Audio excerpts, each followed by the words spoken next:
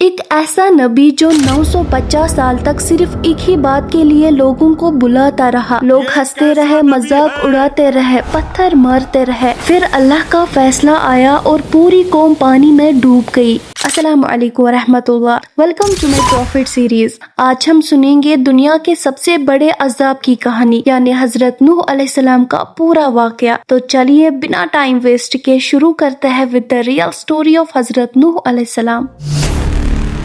آدم علیہ السلام کے بعد کی نسلیں بہت نیک تھی. پھر تقریباً 1000 سال کے بعد شیطان نے لوگوں کو گمراہ کیا اور لوگوں نے نیک بزرگوں کی یاد میں ان کے بت بنا لیے. اس وقت تو بتوں کی پوجا نہیں ہوئی، پر کچھ نسلوں کے بعد کے لوگ آہستہ آہستہ ان بتوں کو پوجنے لگے اور کہنے لگے کہ یہ ہمیں اللہ کے قریب کرتے ہیں. تو بس یہی سے دنیا میں کفر اور شرک کی بنیاد پڑی اور اللہ کی عبادت بند ہو گئی. تب اللہ نے اپنی طرف سے حضرت نوح علیہ السلام کو نبی بنا کر بھیجا. اس وقت لوگوں کی عمریں زیادہ ہوتی تھی اور نوح علیہ السلام کی عمر تقریباً 950 سال کی تھی. نوح علیہ السلام آدم علیہ السلام کے بعد پہلے رسول تھے. سورہ نوح میں اللہ فرماتا ہے، یقیناً ہم نے نوح کو ان کی قوم کی طرف بھیجا کہ اپنی قوم کو ڈراؤ اور خبردار کر دو اس سے پہلے کہ ان کے پاس ایک دردناک عذاب آئے. نوح علیہ السلام اپنی قوم کو دن رات دعوت دیتے، پرائیویٹلی اینڈ پبلکلی بھی سمجھاتے، نرمی اور سختی سے بھی ہر طریقے سے سمجھایا. قرآن میں آتا ہے کہ نوح علیہ السلام نے کہا، اے میرے رب، میں نے اپنی قوم کو رات دن دعوت دی پر صرف چند لوگوں کے سوا کوئی ایمان نہ لایا. نوح علیہ السلام کی قوم ان کا مذاق اڑاتی تھی. وہ لوگ حضرت نوح علیہ السلام پر پتھر مارتے تھے، مذاق اڑاتے تھے اور کہتے تھے، کیسا نبی ہے یہ، تو مجنون ہے. قوم کے سردار کہتے، ہم تمہیں جھوٹا سمجھتے ہیں، ہمارے ساتھ صرف غریب لوگ ہیں. لیکن نوح علیہ السلام نے صبر کیا اور دعوت دینا نہیں چھوڑا. نوح علیہ السلام کا بیٹا بھی ایمان نہیں لایا. میں اللہ پر یقین نہیں کرتا، میں ایمان نہیں لاتا ہوں.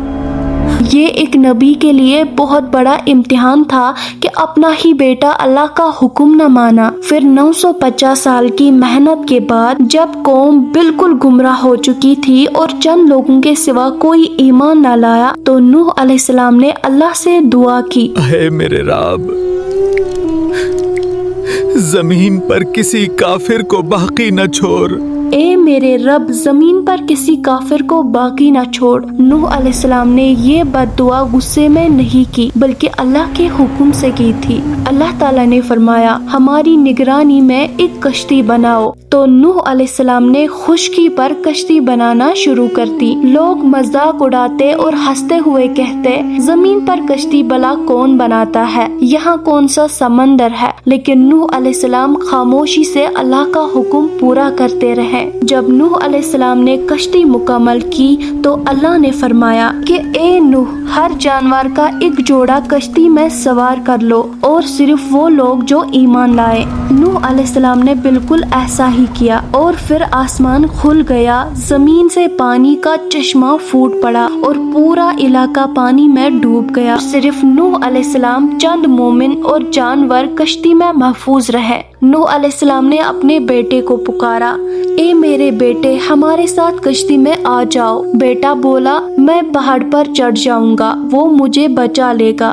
حضرت نوح علیہ السلام نے کہا، آج اللہ کے عذاب سے کوئی بچنے والا نہیں. پھر ایک بڑی لہر آئی اور بیٹا بھی پانی میں ڈوب گیا.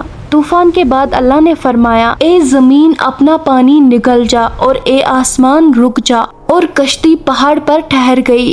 اب انہیں حکم ہوا کہ سلامتی کے ساتھ کشتی سے اتر جائیے، آپ پر برکت نازل ہوگی اور ان نسلوں پر بھی جو آپ سے پیدا ہوگی. پھر صرف نوح علیہ السلام سے آگے کی نسلیں شروع ہوئی اور زمین میں ان کی اولاد کے علاوہ اور کسی کی نسل باقی نہ رہی اور یہیں سے نئی انسانی نسل کا آغاز ہوا. سارے جانوروں کی نسلیں بھی یہی سے پیدا ہوئی.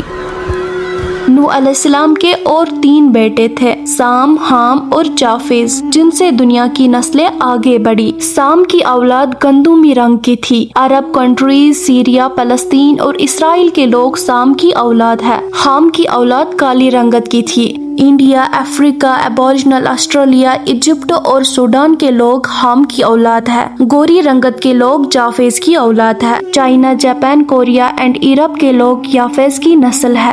نوح علیہ السلام کا چھوٹا بیٹا جو ایمان نہ لانے کی وجہ سے برباد کر دیا گیا تھا، اس کا نام کنان تھا اور اس سے کوئی نسل آگے نہیں بڑھی۔ قرآن میں اللہ نے فرمایا، اور ہمیں نوح نے پکارا تو دیکھو ہم کتنی اچھی دعا قبول کرنے والے ہیں۔ ہم نے اسے اور اس کے فرما برداروں کو ایسے زبردست طوفان سے بچایا۔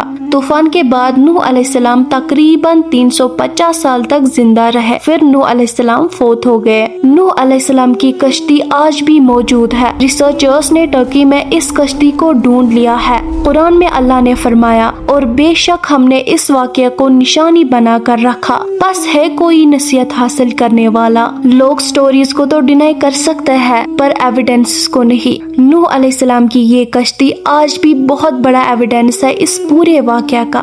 تو یہ تھا حضرت نوح علیہ السلام کا واقعہ۔ یہ ہمیں یاد دلاتا ہے کہ جب اللہ کا فیصلہ آتا ہے تو پہاڑ بھی پناہ نہیں دے سکتے۔ سوال یہ نہیں کہ نوح علیہ السلام کا طوفان کب آیا، سوال یہ ہے کہ اگر آج حکم آ جائے تو کیا ہم ایمان کی کشتی میں ہوں گے یا نہیں۔ اگر آپ کو پروفٹ سیریز میں انٹرسٹ ہے تو پلیز میری چینل کو سبسکرائب کیجیے گا اور مجھے کمنٹ سیکشن میں ضرور بتانا کہ میں نیکسٹ کس پروفٹ کی کہانی لے کر آؤں۔ دس از می ماریا یاسین سائننگ آف۔